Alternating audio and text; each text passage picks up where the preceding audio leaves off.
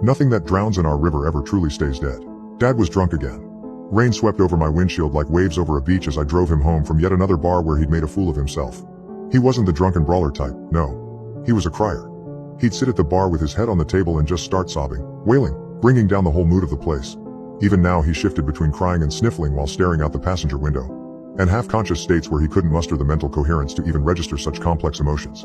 At one point, he even leaned over the center console and tried to hug me, almost making me jerk the steering wheel. "Dad, no. Christ, I'm trying to drive here," I snapped at him. "Keep on your half of the car or I'm pulling over." Like a loyal dog, he recognized the tone of my words even if not their meaning, and shrunk back sheepishly. Since I was in elementary school, people told me I was remarkably mature for my age, but you kind of have to be, when you're forced to act like the parent of the family. The road traveled parallel to our sole local river, the one the school kids all called the Devil's Gutter. It snaked in and out of sight behind the tree line, as if it liked to taunt every driver that passed. The damn thing was evil, I knew, but I couldn't help but feel a certain nostalgic fondness for it. It was the only thing offering any sense of danger and mystique to what would have otherwise been the least interesting small town in the country. From a glance, it seemed mild, shallow and narrow enough to make it across with a leap.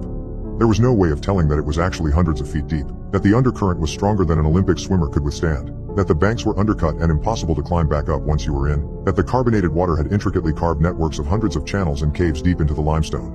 Misjudge your leap, and you'd be seized by the undercurrent, dashed against the rocks, plunged deep into some dark cave within which your body would be preserved forever, pinned to a wall or ceiling of stone like some macabre decoration. The gutter features in our every folktale and ghost story. When I was a kid, we liked to tell the tale of old Bart O'Neill, a 19th century prospector whose cat was apparently very popular with the neighborhood toms. Every time she'd get knocked up, it was said, he'd gather up the kittens into a burlap sack and toss them all into the Devil's Gutter. At least, and this was when whoever was telling the story would lower their voice to a whisper, until they found his body in his bed, shredded by hundreds of small claws. His eyes had been clawed out, his fingers bitten off like carrots, his ribcage torn open. And within his chest, the police found dozens of tiny poops. That's right. According to legend, the spectral kittens had used his chest cavity as a litter box. That was all made up, of course. The crude invention of imaginative schoolboys. But I have looked through old newspapers, and found that someone named Bart O'Neill really did disappear from town a long while ago. No gory details, just up and vanished. The only oddity I noticed was that, when his cat was found still locked up in a cage in his shed a week after his disappearance, it was well fed, as if somebody had been sneaking in and caring for it. See, this is why I hate taking this road. With every glimpse of that river, my mind always wanders. Back to old memories, terrible memories, ones that would have been better left forgotten. It ignites a fire in me, a sort of morbid curiosity I've come to dread. But then Dad broke my line of thought with a long, obnoxiously loud groan. And then I was thinking of the first time I had him in my passenger seat, when I was some anxiety-ridden kid, no older than 15, didn't even have my driver's license yet, my hands shaking late that New Year's night as I struggled to dodge all the other drunk morons swerving all over the road. New Year's was always the worst night for him. This would have been our anniversary, he was groaning. It would have been our 15th. I got over what happened to Mom over a decade ago. Why couldn't he? We aren't the only people who've experienced loss anyway. When I was growing up, the whole town mourned the death of Annabelle, captain of our high school cheerleading squad. She had tried to jump the gutter, and even cleared it.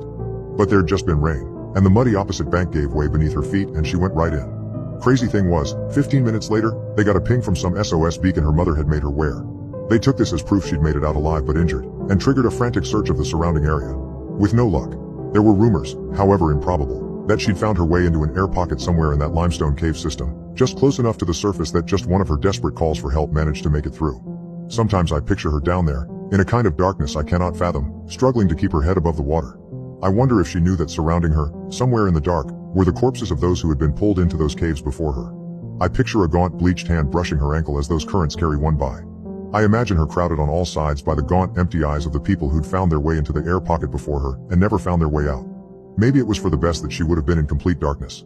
There my mind went again. I'd gotten another glimpse of the river and couldn't help but imagine Anna down there, as if her eyes were looking up at me from beneath those blackened waters. I tried to turn up the radio, to take my mind off it and to drown out Dad's moaning and sobbing. But he grunted as if the very sound offended him, and drunkenly pawed at the dashboard until he'd turned it back off. I already knew what he'll say tomorrow. "I've let you down," he'd say, head down like a dog caught peeing on the carpet. "I've never been the father I should have been. And it'll all be very genuine, and very sincere, and very, very temporary. I've even helped pay for his rehab once." He'd been found choked half to death on his own vomit. "This is a wake-up call," he'd said. "I'm finally ready to be the dad you've always needed me to be." A few grand seemed like a small price to pay to have my dad back. And indeed, for a few months of sobriety, he was the best dad on earth, the best I ever could have asked for. And then came New Year's again, and it was suddenly like none of it ever happened. My eyes glimpsed a cross set up along the gutter, a bouquet left at its base. I knew exactly who it was for. When I was in 4th grade, Bethany, a little girl who went to the same school as me, was swallowed up by the gutter.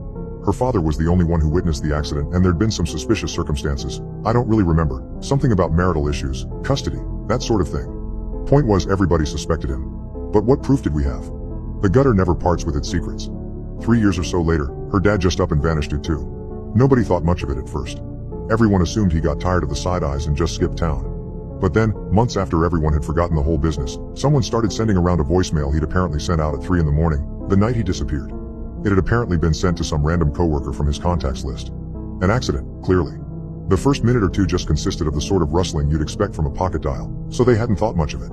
It hadn't been until their curiosity drove them to investigate deeper that they realized they could hear the dad's heavy, belabored breathing, and the sounds of twigs and leaves crackling beneath his feet, as if he were wandering through the middle of the woods. Moreover, off in the distance, they could hear another voice. The faint voice of a little girl, bubbly and giggling. Like they were playing a game. "Daddy!" The voice kept crying out into the night. "Daddy, where are you?" They noticed too that you couldn't hear any crickets or birds or anything else you'd expect out in the forest at night. Everything was dead silent, like all the creatures of the woods sensed the presence of a predator. The dad's breathing grew heavier and more panicked whenever the voice grew louder, nearer, but it remained stifled, as if he was desperately trying to keep quiet, remain unnoticed.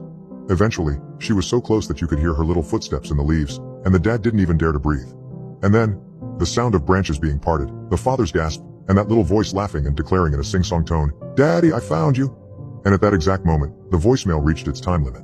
The cop's official line was that it was a fake, just some audio doctored up by bored teenagers to feed into the sensationalized mythology of the Devil's Gutter. But Bethany's remaining relatives swore up and down that they recognized that giggly little voice, that it was unmistakable.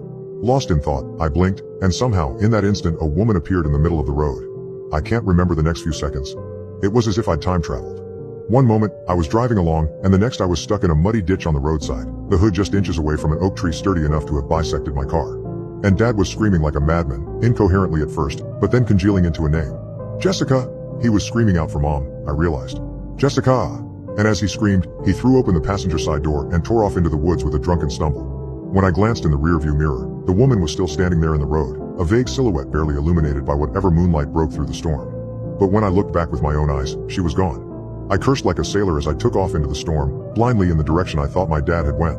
My heart was in my throat. We were so close to the gutter. In his state, he could so easily fall in, become just another name in its long list, another creepy story to tell on school playgrounds. But then it became clear I was in the same danger. The storm was picking up rapidly. Sideways rain blasting my eyes, wind tugging at the trees by their roots. Yet somehow, stupidly, what terrified me most was the prospect that while stumbling through those darkened woods, I might hear a little girl's voice off in the distance shouting, "Daddy!" Suddenly, I froze in place. I realized I could hear the bubbling and crashing of the gutter's current, even over the storm. It must be so close. I tried to look for it, but the rain seared my eyes whenever I was not covering them with an arm. I was too terrified to take a step in any direction. But the storm took action for me. By sweeping away the mud beneath my feet. Anna's fate flashed in my mind. The muddy bank giving way. My death wasn't even going to be original. I thrashed and floundered, feeling the earth seem to envelop me from below like a massive creature pulling me into its gullet. Through sheer luck, my random grabs caught purchase. A thick, sturdy tree root was all that saved me from the waters below. And I clung to it with every scrap of strength I had, even as the rain left it soaked and slippery. I managed to hold on for a while, with no way back up but unwilling to let go of my only lifeline. And then, I felt a cold hand wrap around my ankle. My body tensed with such horror that I lost my grip in an instant and those cruel waters had me. They seemed to toy with me for a while, spinning me about under the surface as I curled up into the fetal position. The shock of the frigid cold caused me to suck down a breath instinctively, filling my lungs with water. As I scratched at my chest, my eyes opened for just a split second. On either side of me were those thick, limestone walls, pockmarked with the black abysses that were caves. And that limestone led down below, far below, disappearing into that infinite, inky blackness beneath me. The experts' guesses must have been wrong. The gutter couldn't just be a few hundred feet deep, it had to be a mile, at the very least. Just looking down into the darkness, I felt the same sense of vertigo as I'd felt looking down from the roof of the Empire State Building. That, and an overwhelming sense of things looking up at me, staring back. It reminded me of joining the theater group as a kid, standing on a stage for the first time and realizing that there were over 100 pairs of eyes on me, watching me, expecting a performance. Except this time, I knew they were here to watch me die.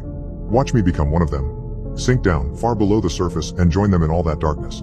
Never to see sunlight again, except vaguely through the surface of the water, miles above my new home. But even that didn't terrify me quite as much as the prospect of landing in one of those caves.